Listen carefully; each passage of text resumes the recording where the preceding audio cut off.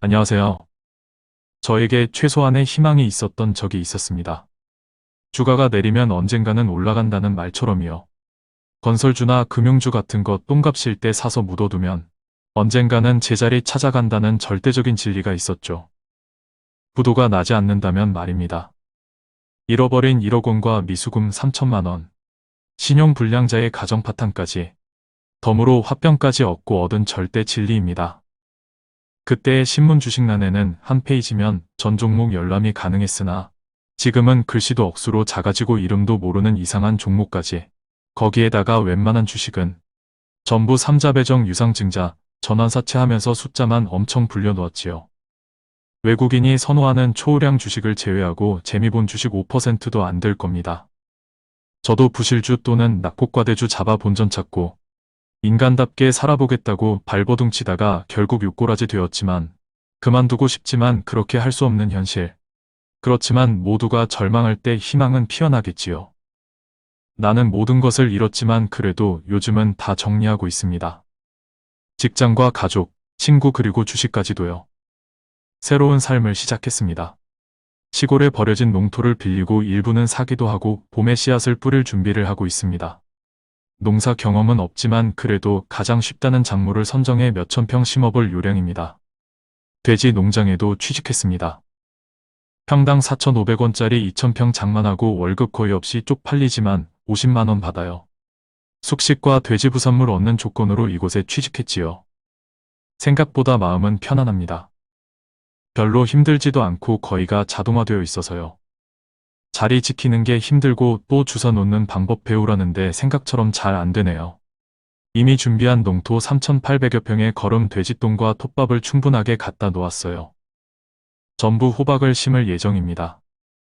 그리고 이곳에는 돈이 얼마라도 나온다면 전부 저축할 겁니다.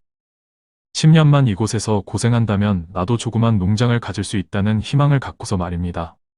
이제 본론을 들어가 보겠습니다. 제가 새로운 삶을 시작하기 전까지의 주식 인생을요. 초기에 원금 8천만 원이 바닥을 드러내고 소위 말하는 깡통이 된 것은 불과 5개월 만이지요. 그 지경까지 되니 뭔가에 홀려서 항상 멍한 것 같았고, 운전을 할 때도, 밥을 먹을 때도, 걸어갈 때도 오로지 생각은 하나였지요. 빨리 원금 회복을 해야겠다. 어떻게 빠른 시간 만에 원금 회복을 할까? 초기 저에게 돈을 맡겼던 친구는 그 정도까지 심각할 줄은 몰랐습니다. 그저 처음 하는 것이니까 약간의 손해는 보고 있겠구나 했을 겁니다. 5개월이 지나면서 공부한 책도 늘어서 책장 한 켠을 채우게 되었고, 유명하다는 애널리스트의 기법 강의뿐 아니라 비디오, 심지어 클리닉 센터까지 닥치는 대로 주식과 관련된 것들을 접하려고 했지요. 다 내가 지금 실력이 없어서 그런 거야. 조금 더 공부하고 노력하면 다시 일어서겠지 하는 희망과 함께 계좌는 바닥에 나고 있었지만 주식에 대한 학습으로 인해 뭔가 자신감이 생기기 시작했습니다. 그래, 그동안 공부 열심히 했으니까 이제 새로 시작하면 다시 회복이 될 거야. 나름대로의 자신감을 가지고서 돈을 마련하기로 결심했습니다. 물론 안 사람에게는 비밀로 했지요. 담보로 대출을 받으려니 절차가 복잡하고 안 사람이 알게 되는 것이 두려워서 손쉽게 돈을 마련할 수 있는 카드로 눈을 돌렸습니다. 당시 플래티넘 카드를 발급을 받았기 때문에 현금 서비스와 인터넷 카드론을 받아보니 대략 2,700만 원 정도 되었지요. 거기다가 제 자금 2,300만 원을 다시 투입해서 5천만 원으로 세팅해 놓았습니다. 담배 연기를 머금으며 흐뭇해했지요. 이제부터는 시간이 문제일 뿐이지 원금 회복에는 아무 문제가 없다. 그래, 다시 시작하는 거다 라고 생각하면서 그것이 두 번째 깡통으로 가는 아주 짧은 여정의 출발이었습니다. 그때부터는 마치 전업 투자자처럼 하루 종일 시세판을 쳐다보고 일희일비했었지요.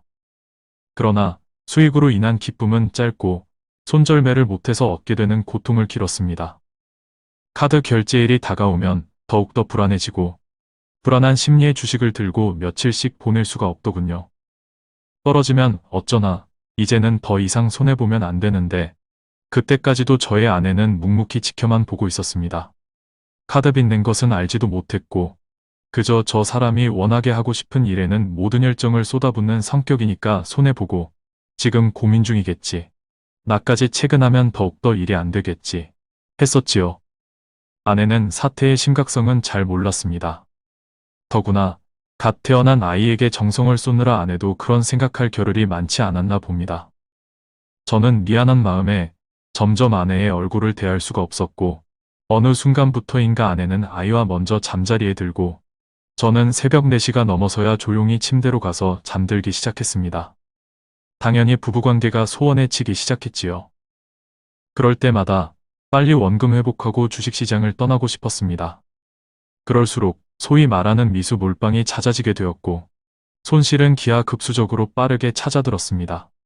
실력도 안 되면서 손절도 제대로 못하면서 그저 눈에 뭐가 씌웠는지 첫 번째 깡통보다 훨씬 빠른 속도로 두 번째의 계좌도 바닥을 보였습니다.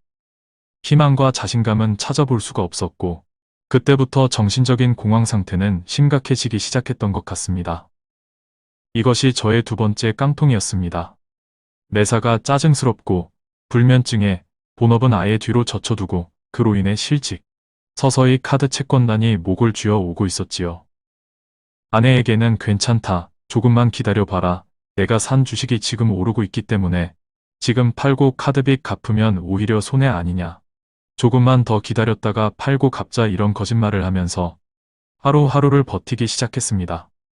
평소 하루 한 갑 정도 피우던 담배는 어느새 상갑으로 늘고 매일매일 술을 마시고 거의 알코올 중독 상태에 가는 것 같았지요. 저는 술을 입에 대지도 못했었거든요. 그런 술을 마시고 취해야 그나마 잠이라도 잘 수 있었기 때문에 안 마실 자신이 없었습니다. 그러던 어느 날 HTS를 접속해 놓은 채로 담배를 사러 잠시 외출을 하고 돌아왔습니다. 외출한 사이에 아내가 저의 행동이 미심쩍었는지 HTS의 계좌를 보고 말았습니다. 돌아오니 아내의 눈에 눈물이 고여 있더군요. 저는 하늘이 무너지는 것 같았습니다. 나의 무능력함을 보고야 말았구나. 이제 이렇게 무능력한 내 곁을 떠나면 어쩌나. 이런 생각들이 순간 뇌리를 스치게 되었고 뭔가 위로를 해주어야겠다는 생각은 들었지만 그럴 수가 없었습니다. 그냥 조용히 제 방으로 들어가서 담배만 피우고 있었습니다. 아기는 아무것도 모른 채 칭얼거리고 있었고 그 아이를 달래는 아내의 목소리에는 울먹임이 배어 있었음을 쉽게 들을 수 있었지요. 주식 투자하면서 처음으로 눈물을 흘렸던 날이었습니다. 한참 지난 후에 제 방에 들어와 아내가 저에게 했던 말입니다. 오빠, 난 오빠를 믿어. 오빠 하는 대로 당분간 그냥 지켜볼게. 너무 실망하지 마. 오히려 제가 위로를 받았던 것입니다. 저는 아이처럼 아내의 작은 가슴 품으로 얼굴을 묻고 펑펑 울고 말았습니다. 그 작디 작은 아내의 품이 그렇게 따뜻했던 적은 없었습니다. 며칠이 흘렀지요. 카드사의 협박조의 전화를 빼고는 마음이 편안했습니다. 매매도 하지 않았고 매매를 할 돈도 없었으니까요. 그간 소홀했던 아이와도 많이 놀아주었고 몇 달 만에 아내와 외식도 하고 즐겁고 행복하기는 했지만 마음적 현에는 왠지 너무나 억울하고 안타까웠습니다. 가만히 앉아서 도둑 맞은 것 같고 당시에는 그 당시가 제 인생의 바닥이라고 생각했습니다. 여기서 더 이상 뭐 더 잘못될 수가 있겠느냐. 나는 이제 바닥까지 다 왔다. 그러나 그런 생각도 사치였다는 것을 몇 달이 지나서 알게 되었습니다. 당장의 카드빚이 걱정스러웠습니다. 카드사에서는 이번 달까지 연체금 해결하지 않으면 법적 절차를 밟겠노라고 신용불량자가 되지 않으려면 빨리 연체금 해결하라고 하더군요. 은행 대출을 받아서 연체금을 해결할까 고민도 했으나 막상 은행에 대출 신청을 하니 카드 연체금으로 인해서 대출을 제대로 받을 수가 없었습니다. 집을 담보로 해도 받을 수 있는 대출금이 턱없이 부족했지요. 그래서 고민 끝에 소위 말하는 사채업자에게 갔습니다. 제가 직접 아는 분은 아니었으나 저의 친형님이 아는 분이었고 친형님의 소개로 가게 되었습니다. 차 2대와 아파트를 담보로 해서 대출을 받고 카드빚을 갚았습니다. 카드사와는 연체금 해결하고 카드빚 갚으면 다시 한도를 그대로 살려주기로 약속을 하고 일단은 임시방편으로 그렇게 했습니다. 그러나 연체금 해결하자 언제 그랬냐는 듯이 전국적인 연체율과 저의 신용등급 하락으로 인해 한도를 줄일 수밖에 없다는 것이었습니다. 사정도 하고 애원도 해보았으나 한도는 카드사의 컴퓨터 시스템에 의한 것이기 때문에 임의로 바꿔줄 수가 없다고 하더군요. 다시 한번 하늘이 무너져 내리는 것 같았습니다.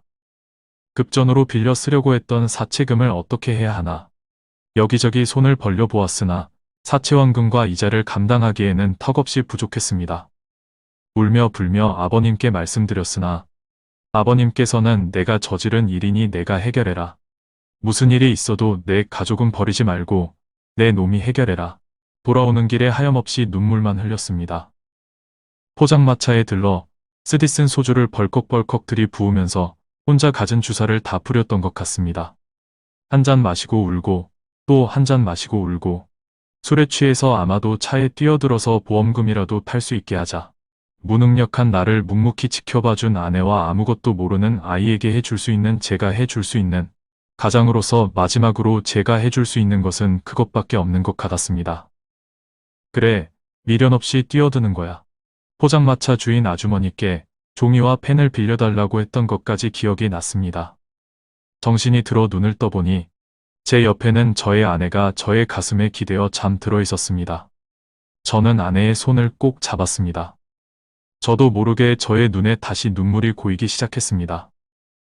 알고 보니 포장마차 주인 아주머니께서 이상하다 싶어보니 제가 유서 비스무리한 것을 쓰고 있길래 저의 핸드폰에서 집 전화번호를 알아내 집에 전화하고 인근 파출소에 전화해 주셔서 저는 인사불성으로 집에 들어오게 되었답니다. 역시 며칠이 지나서 집으로 건장한 사내들이 찾아오기 시작했습니다. 저는 형님께 전화해서 그래도 아는 사람 아니냐? 어떻게 좀 해봐라. 내가 한 달에 다만 몇 10만 원이라도 갚을 테니까 제발 집에는 찾아오지 말아달라고 부탁 좀 해봐라. 하지만 소용이 없었습니다. 형님은 자기가 아는 사채업자가 이미 다른 사람에게 채권을 넘겼기 때문에 그 업자가 보낸 게 아니라고 하더군요.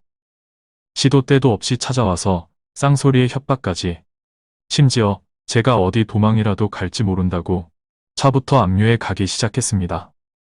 불행 중 다행이었는지 처음 저에게 돈을 맡겼던 친구가 다시 2천만 원을 주었습니다. 그 친구는 차며 집이며 다 뺏기게 생겼으니까 더 이상 미련 두지 말고 차와 집은 포기해라. 이 돈으로 새 식구 당분간 살 전셋집이라도 얻으라면서 그 친구는 고등학교 졸업하자마자 자동차 정비하면서 10년을 모았던 피땀 어린 돈을 선뜻 저에게 내주었습니다.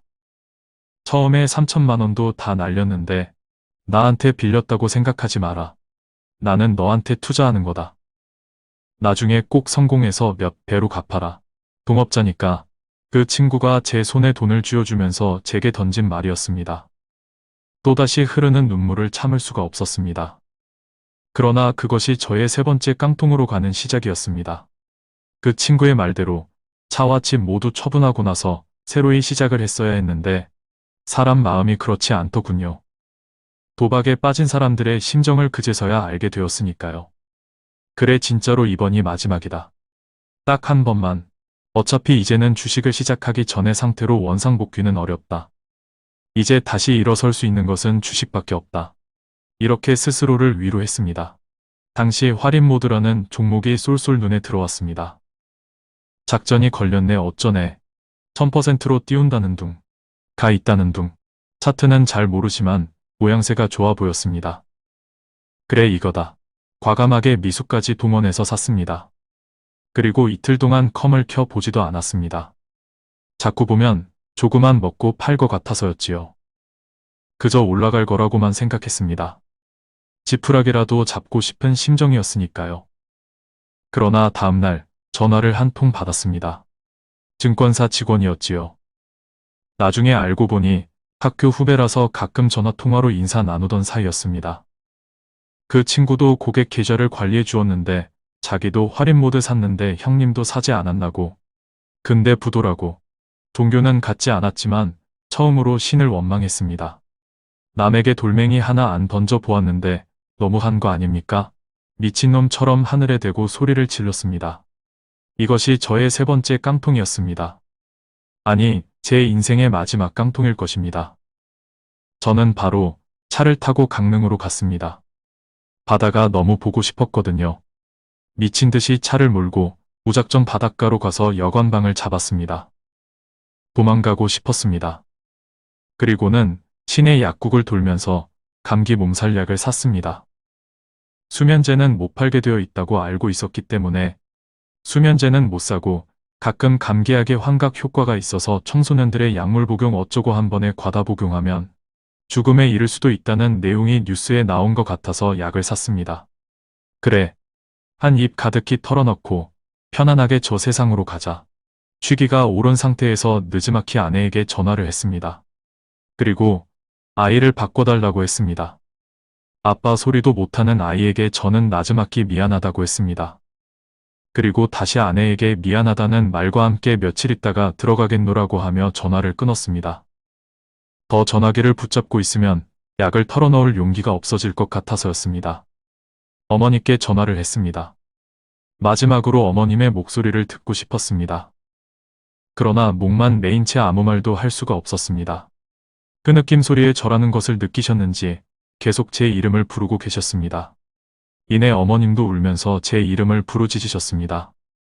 어머니, 사랑합니다. 그리고 너무나 죄송합니다. 이것이 어머님과의 전화통화의 전부였습니다. 가슴이 후련해졌습니다. 왠지 모를 평안함이 찾아왔습니다. 한 손에는 소주병을, 다른 한 손에는 약봉지를 꼭 쥐고 백사장으로 걸어가는 발걸음이 너무나도 가벼웠습니다. 백사장에 혼자 앉아서 연거푸 소주를 들이켰습니다. 지난 1년이 제발 꿈이었기를 바랬지만 이미 늦어버렸습니다. 서서히 앉아있기가 힘들어질 정도로 취해가고 있었습니다. 이제는 작별을 고해야 할 시간이 되었음을 직감하고 다시 방으로 발걸음을 옮겼습니다. 오는 길에 소주 한 병을 더 사고 어두운 방으로 들어왔습니다. 깨끗하게 샤워를 하고 나서 담배를 물었습니다. 흘러내리는 눈물을 참을 수가 없었습니다. 술을 마셨습니다. 속이 타는 듯 뜨거웠습니다. 지갑을 꺼내 아내와 아이의 100일 사진을 보았습니다. 핸드폰의 진동은 계속되었으나 이것이 마지막 끈이라고 생각했기 때문에 전원을 꺼놓지는 않았습니다. 사진을 부여잡고 흐느꼈습니다. 다시 유서를 쓰고 있었습니다. 다시 태어날 수만 있다면 좋은 남편, 좋은 아빠, 좋은 아들, 좋은 친구가 되겠습니다. 5분 10분.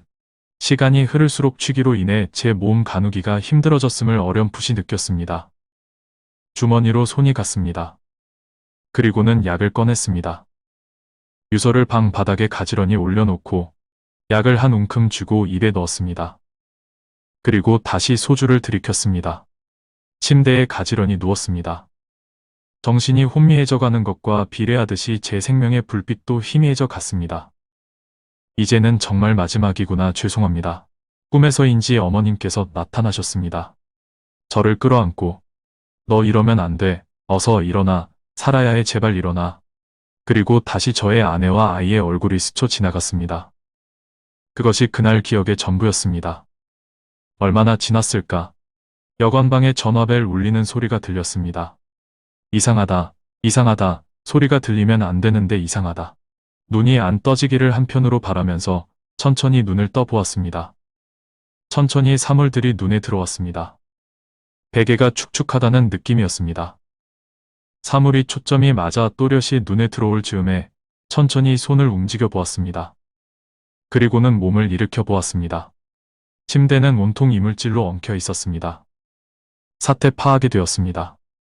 군데군데 미처 녹지 않은 알약들이 나뒹굴고 있었습니다. 그러나 이상하게도 살아있음에 대한 고마움이 밀려왔습니다.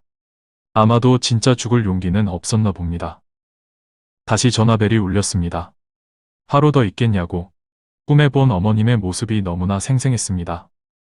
또다시 눈물이 앞을 가립니다. 어머니 감사합니다.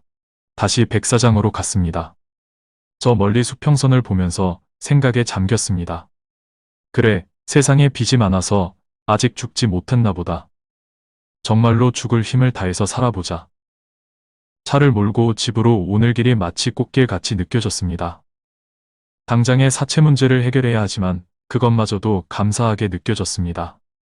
오물로 지저분해진 옷을 대충 털고 집으로 들어갔습니다. 그리고는 사채업자에게 전화를 했습니다.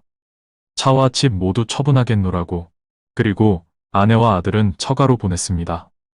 며칠만 가 있어 내가 월세방이라도 하나 얻어서 다시 데리고 올게. 눈물을 훔치며 뒤돌아가는 아내의 모습이 그렇게 안타깝게 느껴질 수가 없었습니다. 다시 이를 악물었습니다.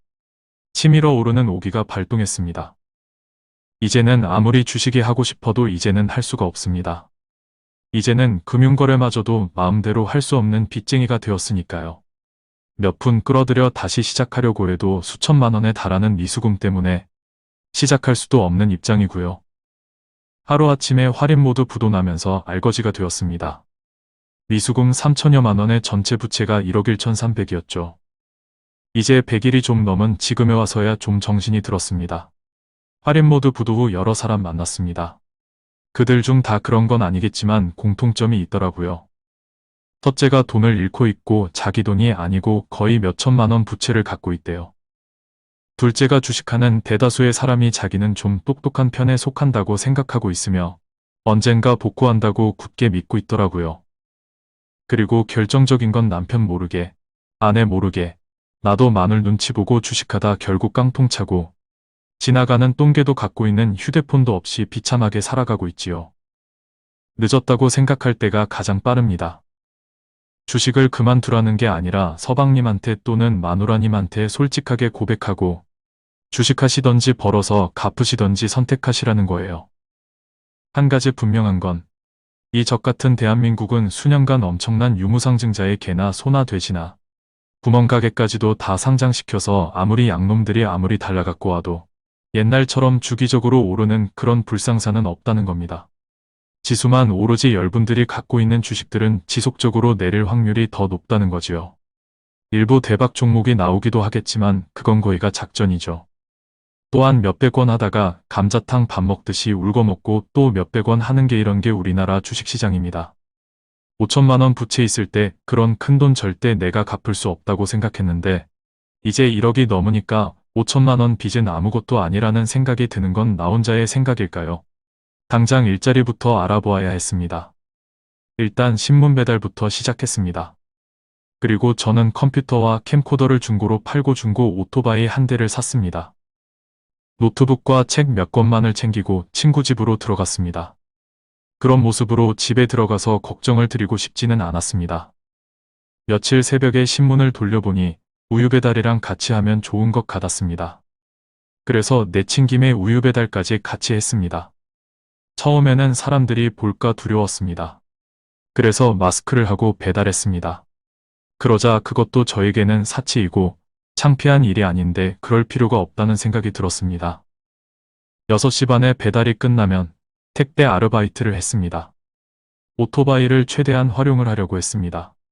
그리고 저녁에는 친구 집으로 들어와서 공부하고 또 공부하고 주가 차트도 계속 공부하고 스르르 잠이 들어 새벽 3시에 일 나가고 사랑하는 아내, 아들과 떨어져 있다는 것은 마음이 아팠지만 저 나름대로는 다시 마음의 안정과 평온함을 찾아왔습니다. 월급이라고 전부 받아봐야 예전 월급의 10분의 1 정도 받게 되지 않았지만 그것이 그렇게 고마울 수가 없었습니다. 추운 날씨에 오토바이를 타고 가면서 수천 번을 되뇌입니다. 나는 다시 일어선다. 조금만 기다려. 이제 월세 단칸방이라도 얻을 수 있습니다. 아내 몰래 보증금 200만 원의 월세 방을 얻었습니다.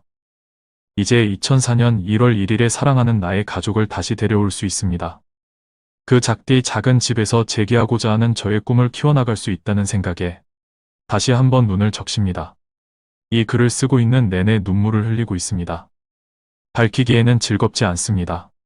하지만 저와 같은 실패를 단 한 분이라도 겪지 마시기를 바라는 마음으로 치부를 드러냅니다. 요즘 저는 그 어느 때보다도 자신감이 생겼습니다. 그리고 가족의 소중함을 절실히 느꼈습니다.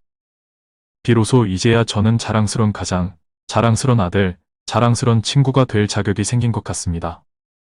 눈물로 얼룩졌던 2003년을 생각하면서 추억으로 떠올릴 수 있게 되기를 정말 바랍니다. 제가 주식 경력은 얼마 안 되고 아직도 미천한 하수이지만 그간 뼈저리게 느낀 것이 있습니다. 주식은 시세와의 싸움이 아니라 자기 자신과의 싸움이라는 것을 말입니다. 가장 믿어야 할 것도 가장 불신해야 할 것도 자기 자신이라는 것을 말입니다. 그 자신을 다스리지 못하면 주식에서 성공할 수 없다는 것을 말입니다. 모든 실패의 원인은 애널리스트도 아닌 이라크 전쟁도 아닌 바로 저 자신이었습니다. 어쩌면 영원히 잃어버렸을지도 몰랐던 나의 아내와 아들, 어머니, 친구. 지금도 그렇게 고마울 수가 없습니다. 그리고 너무나도 사랑합니다.